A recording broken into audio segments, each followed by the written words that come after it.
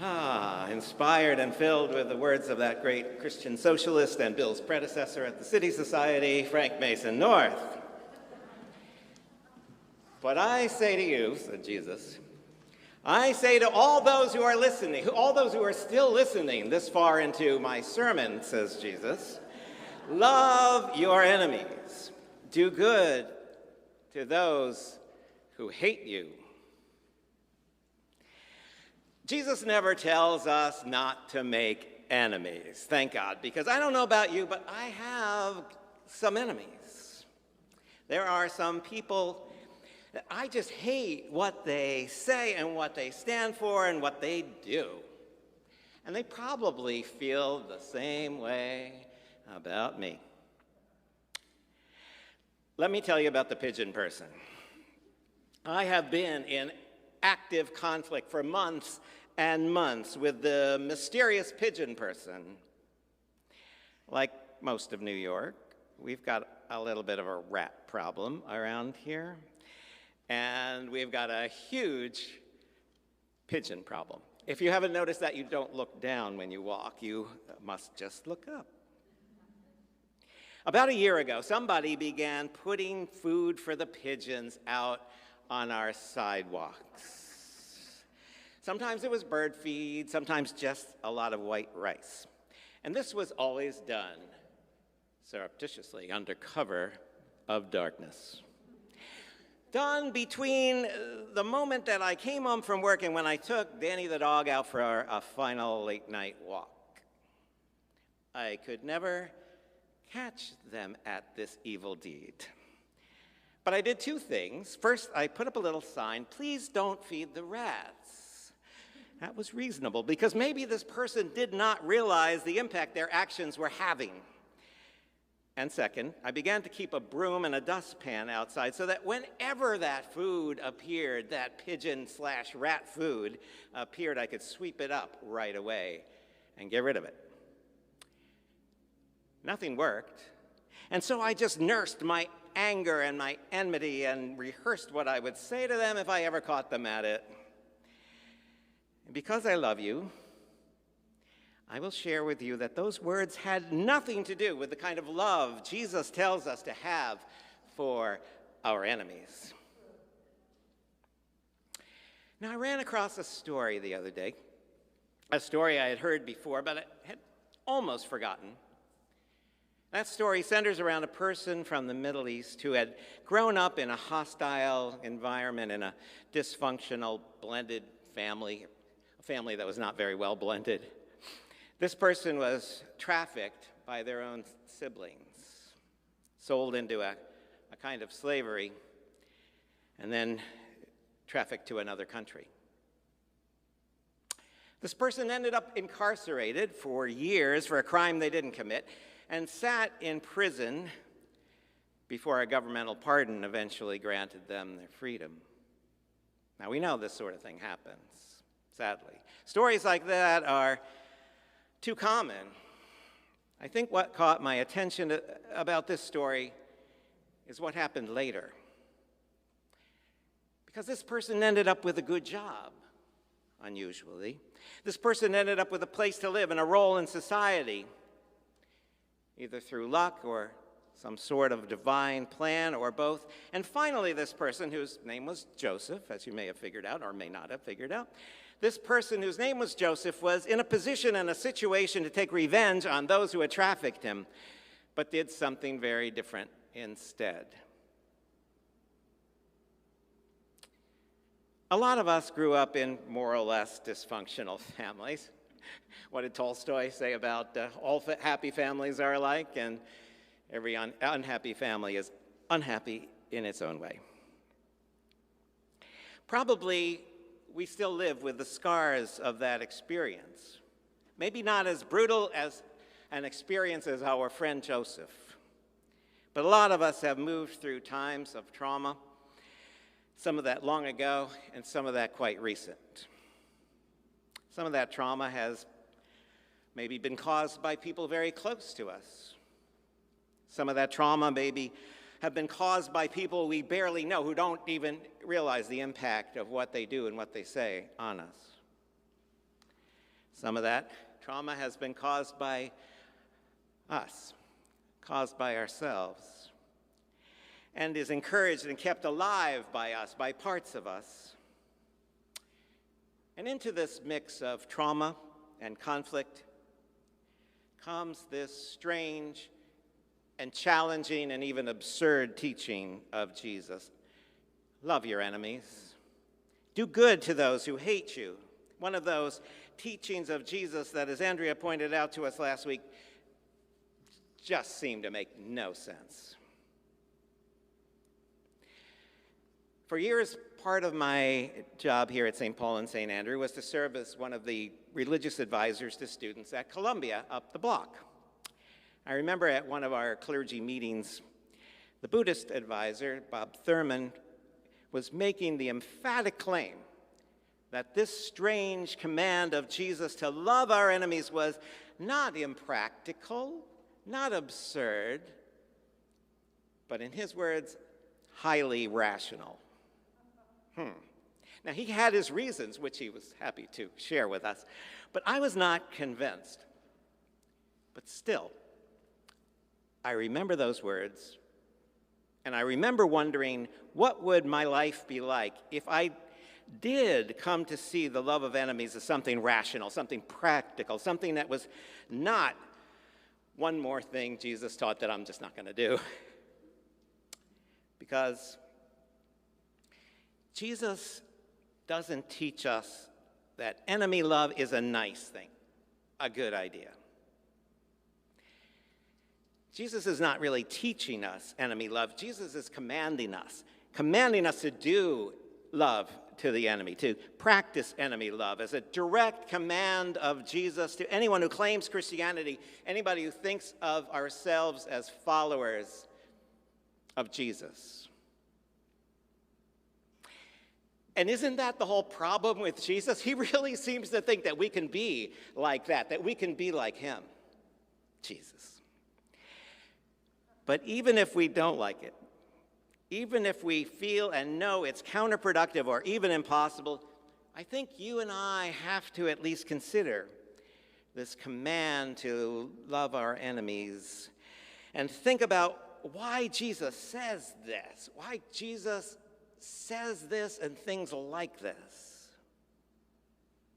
Because the truth is, I don't think it's because he cares so much about our enemies and what we do to them or don't do to them. I think he doesn't care that much about our enemies, near or far, real or imagined, external to us or part of us.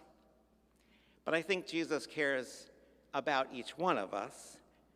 And because it's a vital part of the whole Jesus project of reconciliation to love enemies.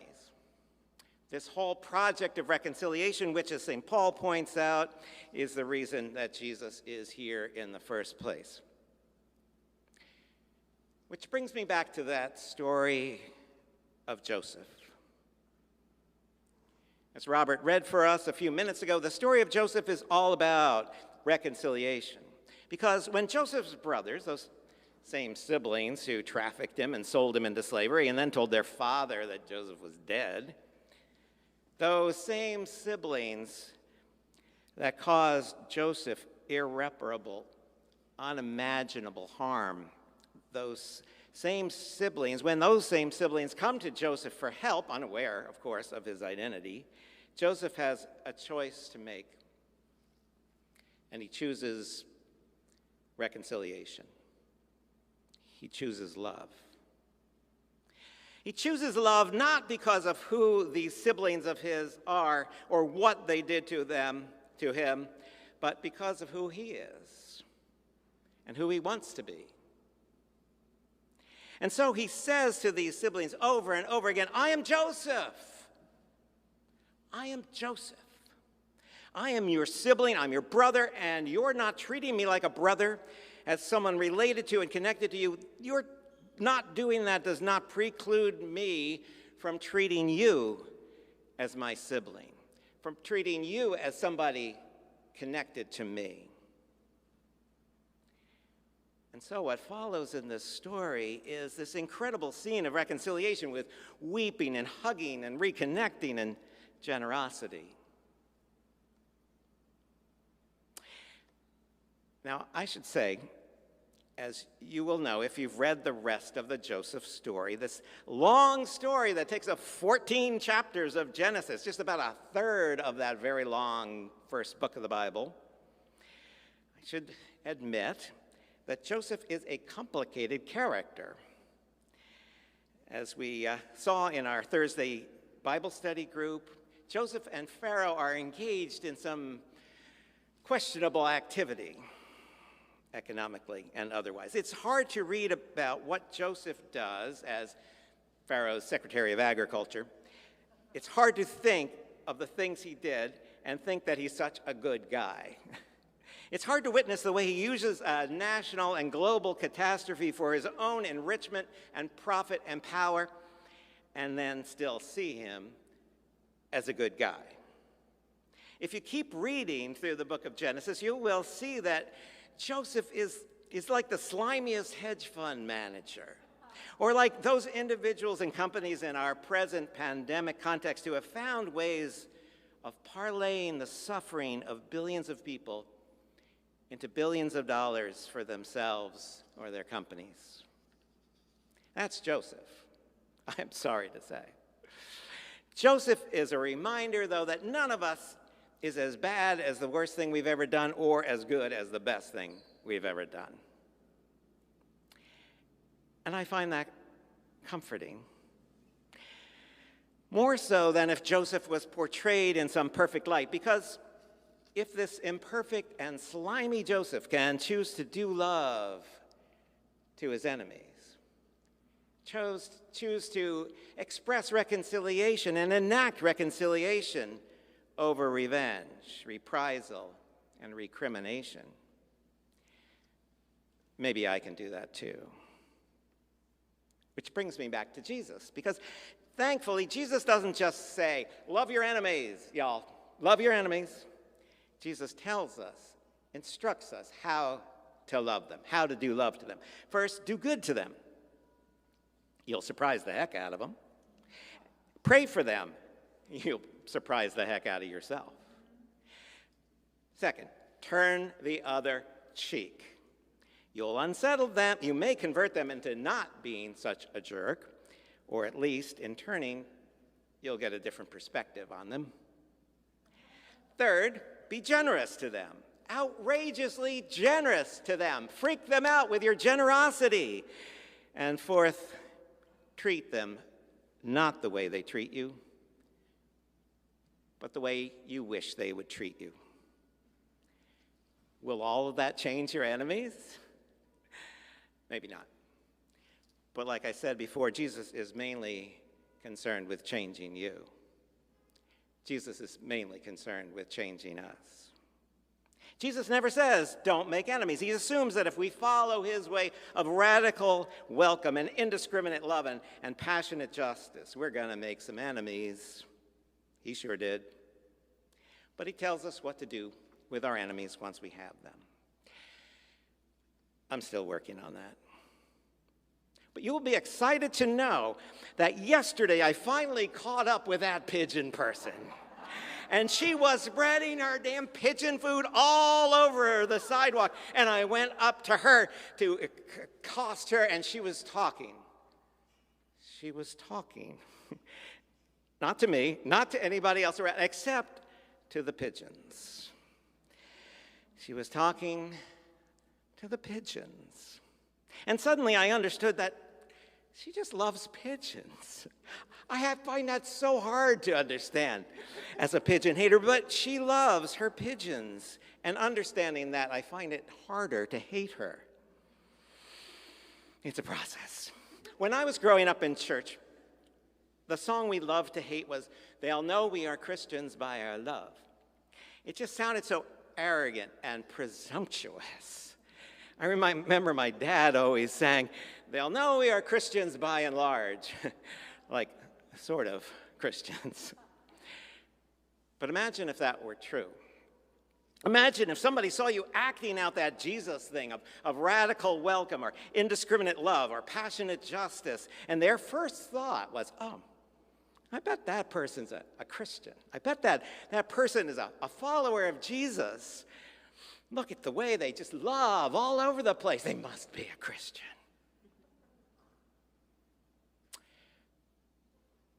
I'm not there yet. I'm a work in progress.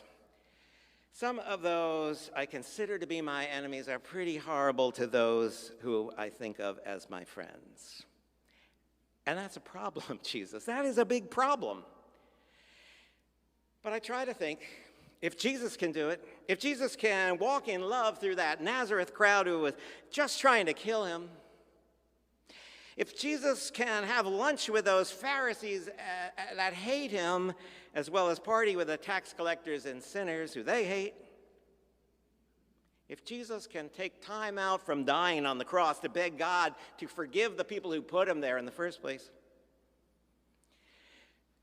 maybe I need to try a little harder. Maybe I can try. Let's go to God in prayer. God, may they somehow see something in me. May people somehow see something in us that causes them to know something about you. Causes them to think, wow, just maybe they're doing their best to follow that Jesus. May it be so. Amen.